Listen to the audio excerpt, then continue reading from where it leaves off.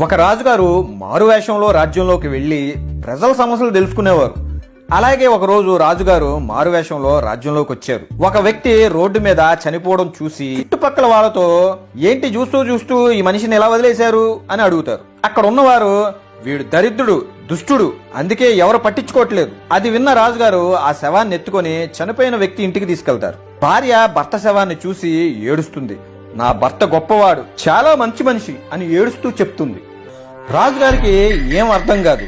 ఏమమ్మా, బయట జనాలు నీ భర్తని తిట్టుకుంటున్నారు, నువ్వేమో ఇలా అంటున్నావు. అవునండి, అలాగే అంటారు. ఎందుకంటే నా భర్త రోజు ఊరి చివరిలో ఉన్న మందు షాపుకి వెళ్లి షాపులో ఉన్న మందు మొత్తం తీసుకొచ్చి కాలువలో వంపేసేవాడు. అలాగే ఊరి చివరిలో ఉన్న వేస దగ్గరికి వెళ్లి రోజు రాత్రికి సంపాదించే డబ్బును మొత్తాన్ని ఇచ్చి ఊర్లో ఎవరిని రానివ్వకు అని నమస్కరించి చెప్పేవాడు. నా భర్త అలా వెళ్ళడం ఈ ఊరి జనాలు రోజూ చూసేవారు. ఆయనకి నేను చెప్పేదాన్ని, నువ్వు ఊరికి మంచి చేస్తున్నావు, గుర్తుంచుకో.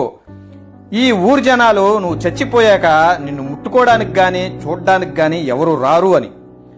అప్పుడు నా భర్త నవ్వుతూ ఇలా అన్నాడు, ఓసి పిచ్చిదానా, నాకేంటే నా శవాన్ని మోయడానికి ఆ దేవుడు లేకపోతే ఈ రాజ్యపు రాజు వస్తారే అని అంటుండేవాడు.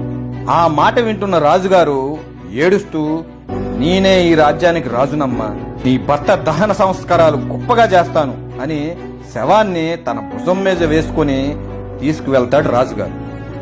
ఈ కథలో నీతి ఏంటంటే, చూసేదేది నిజం కాదు, నువ్వు చేసే మంచి ఎక్కడికి పోదు.